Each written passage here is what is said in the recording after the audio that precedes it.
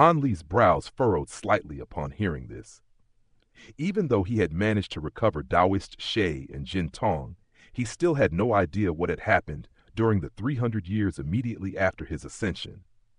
Furthermore, with the way that things were progressing, he became more and more convinced that there were some very complex circumstances involved, and that there was a very, very good she had been swept up in some type of conspiracy. On top of that, he had made quite a few enemies, some that he was aware of, while others were still in the shadows, and most of these enemies were present in the infernal Frost Immortal manor.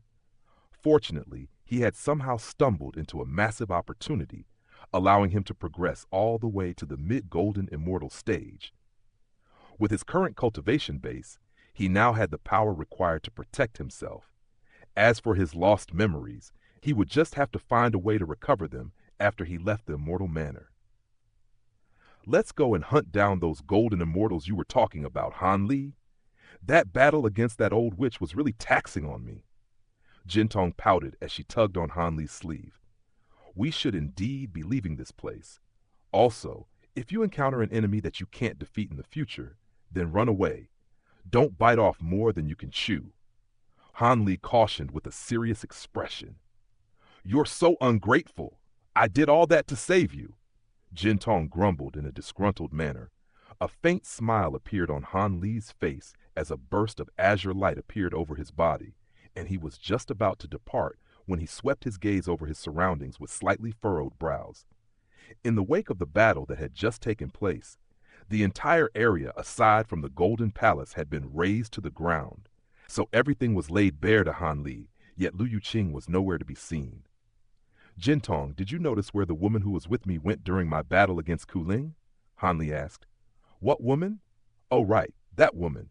She was observing the battle from afar initially, then suddenly unleashed some type of secret technique to vanish into the ground, Jin Tong replied. You're saying she ran away?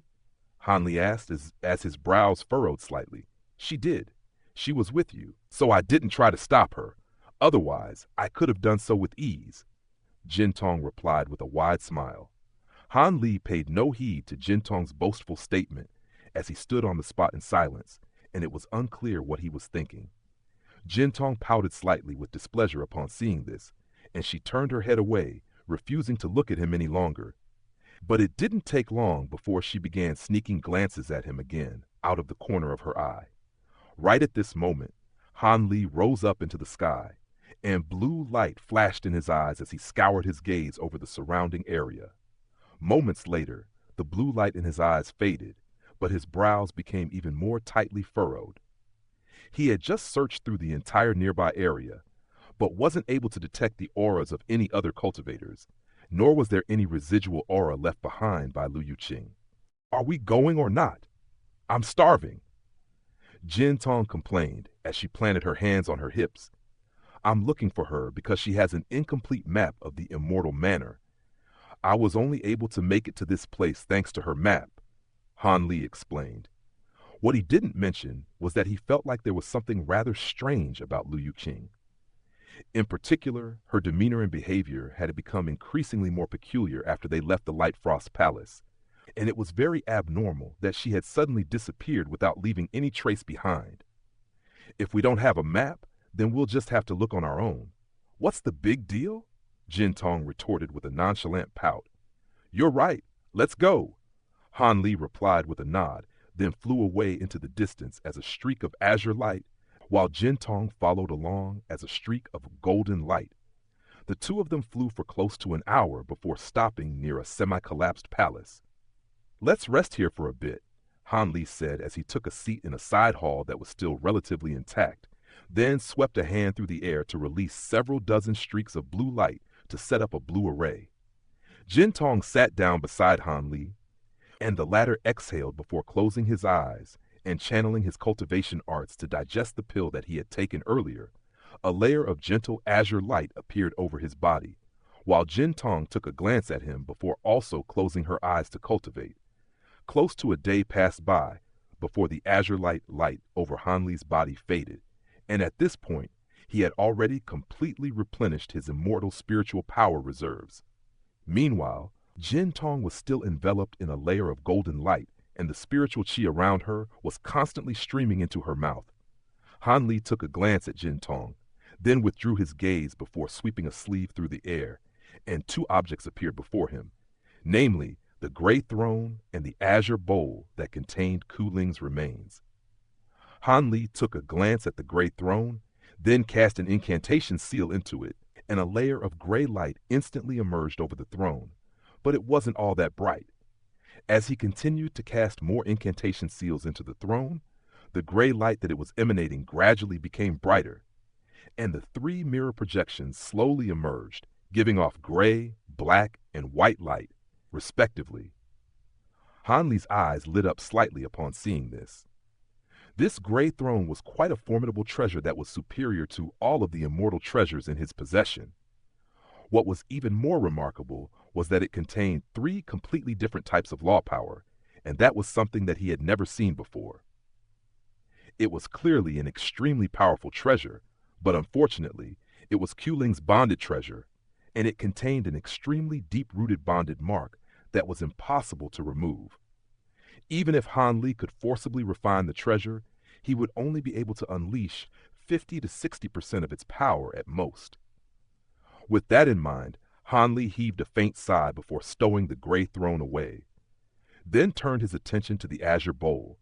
He made a grabbing motion with one hand, and several streaks of light flew out of the bowl before landing in front of him, revealing themselves to be four small pouches of different colors, a white jade belt with hundreds of gemstones of different colors embedded into it, and a black ring. All of these items had been carried by Ku Ling, and Han Li hadn't had a chance to examine them yet. First, Han Li picked up the four little pouches, and after a brief examination, his eyes instantly lit up slightly. As opposed to storage pouches, these were spirit beast pouches, and they were all quite remarkable. Each of them had massive internal space, and they were essentially miniature secret areas. Furthermore, each space was filled with extremely abundant spiritual chi and had differing climates and environments. Refining a spirit beast pouch like this was definitely going to cost no less than what it took to refine a powerful acquired immortal treasure. However, the four pouches were all completely empty, and Han Li presumed that they had been used to house the golden immortal stage spirit beasts that he had already slain. A hint of elation flashed through his eyes as he stowed the four pouches away. Even though he still had no use for them for the time being, they were priceless treasures, and at the very least, he should be able to sell them to cultivators or sects that specialized in nurturing spirit beasts for a large quantity of immortal origin stones. After that, he picked up the white jade belt, and his eyes immediately lit up once again. The belt was also an object used to store spirit beasts, and every single gem on the belt was an independent space, containing all types of different spirit beasts. Some spaces only housed a single spirit beast each, while some housed thousands, even tens of thousands.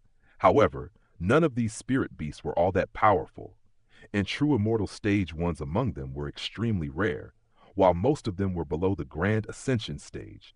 Aside from that, each space contained a stone plaque that denoted the special characteristics and uses of the spirit beasts being kept inside.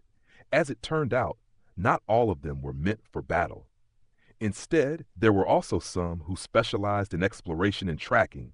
At this point, Han Li had accumulated a vast wealth of experience, but even so, his horizons were significantly broadened as he browsed through this vast catalog of spirit beasts. However, much to Han Li's surprise and dismay, all of the spirit beasts within the Jade Belt were dead, and there wasn't even a single one alive. Furthermore, none of the spirit beasts had any visible injuries, and that made their deaths even more bewildering. After a brief moment of contemplation, Han Li summoned an azure deer carcass from the Jade Belt. The spirit beast had blood flowing out of all of its orifices, and Han Li extended a finger forward to send a speck of azure light vanishing into the deer's head. Moments later, his brows furrowed slightly, and he summoned another carcass, this time of a white ice silkworm, before repeating the process. A furious look flashed through his eyes as he determined that all of the spirit beasts had perished due to a type of restriction. Ku Ling had planted an extremely inhumane restriction in all of their bodies, one that would lead to the deaths of all of these spirit beasts should she ever meet her demise.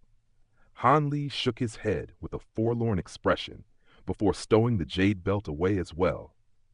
This jade belt was most likely even more valuable than the 4 high-grade spirit beast pouches. Finally, he picked up the black ring before pressing it against his own forehead, and as soon as he injected his spiritual sense into the ring, an astonished look instantly appeared on his face. With a sweep of his sleeve, a huge pile of items appeared on the ground, almost filling half of the entire hall.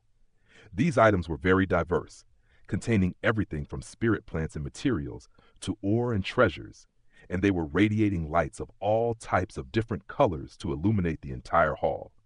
Furthermore, almost every single one of these items contained extremely potent spiritual power.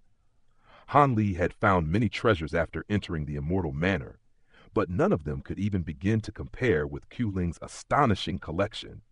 However, some of these items clearly belonged to other cultivators, indicating that she had claimed the lives and treasures of many past victims.